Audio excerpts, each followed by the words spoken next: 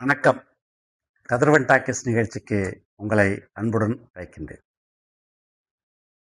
1971க்கு முன்பாக தமிழ்நாட்டில் நீர்ப்பாசன வசதி என்பது ஓரளவுக்கு இருந்திருந்தும் உணவு தானிய பற்றாக்குறை ஏற்பட்டு தமிழ்நாடு உணவுக்காக கையேந்தி இருந்த நிலை 1967க்கு முன்பாக இருந்தது. ஆனால் 1971ஆம் ஆண்டில் அப்பொழுது திராவிட முன்னேற்ற கழக அரசு தலைவர் முதல்வர் கலைஞர் அவர்கள் தலைமையிலே ஒரு விரிவான வேளாண் திட்டத்தை கொண்டு வந்து சுமார் 25 லட்சம் ஹெக்டேர் அளவுக்கு சாகுபடி நடைபெற்றது.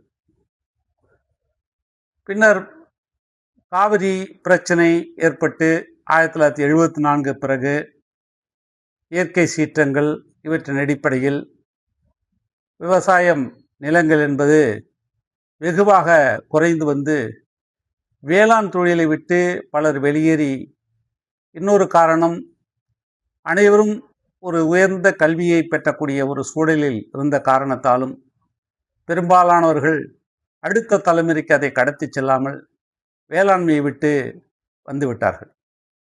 இன்னொரு அடுத்த காரணம் நீர் பற்றாக்குறை. இந்த நிலை 2021க்கு முன்பாக மிக மோசமாக இருந்தது. ஆனால் ஒரு 3 ஆண்டுகளுக்கு முன்பாக தமிழ்நாட்டில் வேளாண் நிலங்களில் சாகுபடி என்பது ஒரு சுமார் 3 லட்சம் ஏக்கர் அளவில் நடைபெற்று வந்தது. அது தற்பொழுது 6.5 லட்சம் ஏக்கர் அளவுக்கு உயர்ந்திருக்கிறது. உற்பத்தி என்பது 3 ஆண்டுகளுக்கு முன்பாக ஒரு ஹெக்டேருக்கு சுமார் 2835 கிலோகிராம் அளவு இருந்தது. பின்னர் அது படிப்படியாக அதிகரித்து 4185 கிலோகிராம் ஆகி தற்பொழுது 5700 கிலோவாக உயர்ந்திருக்கிறது. இது திராவிட முன்னேற்ற கழகம் விவசாயிகளுக்கு அளித்து வந்த ஒரு ஊக்குவிப்பாகும். இன்னொரு காரணம், இந்த சமீபத்தில் மேட்டூர் அணை சுமார் 7 முறை நிரம்பியது. கடந்த 5 ஆண்டுகளில் மேட்டூர் அணையில் எப்பொழுதும் நீர் இருக்கக்கூடிய அளவிற்கு ஒரு சூழலில் பேணப்பட்டு வந்தது. திராவிட முன்னேற்ற கழக அரசு நெல்லுக்கு ஊக்கத்தொகை அளித்திட வேண்டும் என்று தெரிவித்துக் கொண்டதற்கு பிறகு அதன் அடிப்படையில் விவசாய பரப்பு என்பது மிக அதிகரித்து இந்த சாதனையை எட்ட முடிந்தது. சாதாரணமாக தென்னகத்து மக்கள், தமிழ்நாட்டு மக்களுடைய உணவு என்பது அரிசியாக இருக்கிறது. வடநாட்டு மக்களுக்கு அது கோதுமையாக இருக்கின்றது. ஆனால் சமீபத்தில் ஒன்றிய அரசு ஒரு கடிதம் எழுதியது. தமிழ்நாட்டிலிருந்து சென்றதாக கூறிக்கொள்ளும் நிர்மலா சீதாராமன் அவர் முழுக்க தமிழர் மரபுக்கு முரணாக தமிழ்நாட்டுக்கு எதிரான சித்தாந்தத்தை கொண்டவர். அவர் துறையிலிருந்து ஒரு கடிதம் வந்தது. அந்த கடிதத்தில் தமிழ்நாடு உள்ளிட்ட மாநிலங்கள் வழங்கும் கூடிய ஊக்கத்தொகை நெல் உற்பத்தியை அதிகரிக்கக்கூடிய நெல் உற்பத்தி மேலும் அதிகரிப்பதால் நெல் சாகுபடிக்கு அதிகமான தண்ணீர், உரம் போன்றவை அதிகம் தேவைப்படுகிறது. அதனால் அதிகம் சாகுபடி செய்யப்படுவதால் நிலத்தடி நீர் மட்டம் குறைந்து வந்து மண் வளமும் குறைந்து வருவதாக ஒரு கடிதத்தில் தெரிவிக்கப்பட்டு நெல்லுக்கு வழங்கப்படும் ஊக்கத்தொகையை குறைக்குமாறு ஒரு கடிதத்தில் தெரிவித்திருந்தது. கடந்த ஜனவரி 2026 வெளியிட்ட அந்த கடிதத்தை சுட்டிக்காட்டி தமிழ்நாட்டுடைய முதலமைச்சர் அவர்கள் ஒரு வேண்டுகோளை விடுத்திருந்தார். அந்த வேண்டுகோளில் தமிழ்நாட்டு விவசாயிகளின் நலனை கருதி இந்த திட்டத்தை கைவிட வேண்டும் என ஒரு வேண்டுகோளை விடுத்திருந்தார். ஆனால் அதனை மறுத்த ஒன்றிய அரசாங்கம் ஒரு அறிவிப்பை வெளியிட்டது. முடிந்தால் அவ்வாறு ஒரு கடிதம் வந்ததை தமிழ்நாடு முதலமைச்சர் காட்ட முடியுமா என்றும் ஒரு சவால் விடுத்தார்கள். அவ்வாறு சொல்லவே இல்லை என்று மறுத்தார்கள். உடனடியாக இன்று மாலையே மாண்புமிகு தமிழ்நாட்டுடைய முதலமைச்சர் முத்துவேல் கருணாநிதி ஸ்டாலின் அவர்கள் காலையிலேயே அந்த கடிதத்தை வெளியிட்டார்கள்.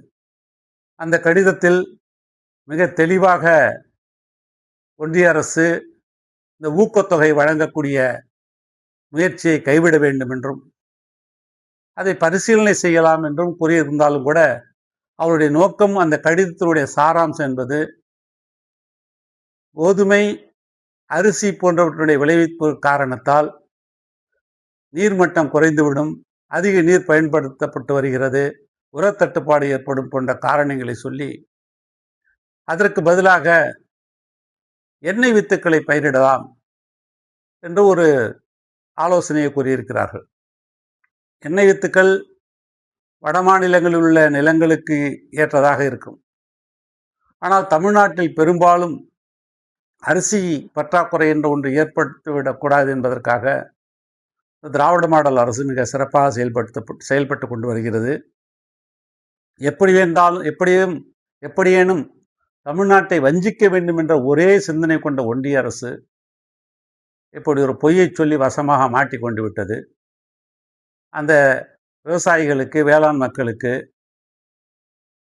வழங்கக்கூடிய அந்த நெல்லுக்கான ஊக்கத்தொகையை நிறுத்துமாறு ஒன்றிய அரசு வலியுறுத்தியது இந்த தேர்தல் நேரத்தில் வெளிப்பட்டு விட்டதே என்ற ஒரு குற்ற உணர்ச்சியால் ஒன்றிய அரசு ஏதோ பொய்களை பரப்ப முனைந்தது.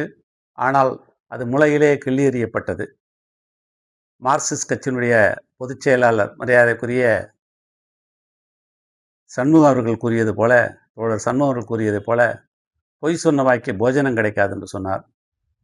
நாங்கள் அதை சொல்லவில்லை. தமிழ்நாட்டுக்கு மக்களுக்கான உணவை, தமிழ்நாட்டுக்கு கிடைக்கக்கூடிய இந்த வேளாண் வாய்ப்புகளை ஒன்றிய அரசு திட்டமிட்டு தடுத்து விடாதீர்கள் என்று கேட்டுக்கொள்கிறோம். எனவே ஒன்றிய அரசு இது போன்ற பொய்களை இன்னும் பரப்பாமல் தமிழ்நாட்டு விவசாயிகளுக்கு உறுதியாக இருக்கும் திராவிட மாடல் அரசுக்கு அதன் வேண்டுகோளை ஏற்று இந்த நெல்லுக்கான ஊக்க விலையை நீங்கள் அறிவிக்க வேண்டும் என்று, கைவிடக்கூடாது என்றும் கேட்டுக்கொள்கிறோம். மீண்டும் சந்திப்போம். நன்றி, வணக்கம். வணக்கம் கூறி விடைபெறுவது உங்கள் கண்ணதாசன். எங்கள் அன்பின் தலைவரே, எங்கள் நம்பிக்கையின் விளக்கே, அண்ணா அண்ணா எங்கள் அண்ணா, மக்களின் அன்பு செய்த அண்ணா, உங்களின் சேவையில் நாடு வளரும்.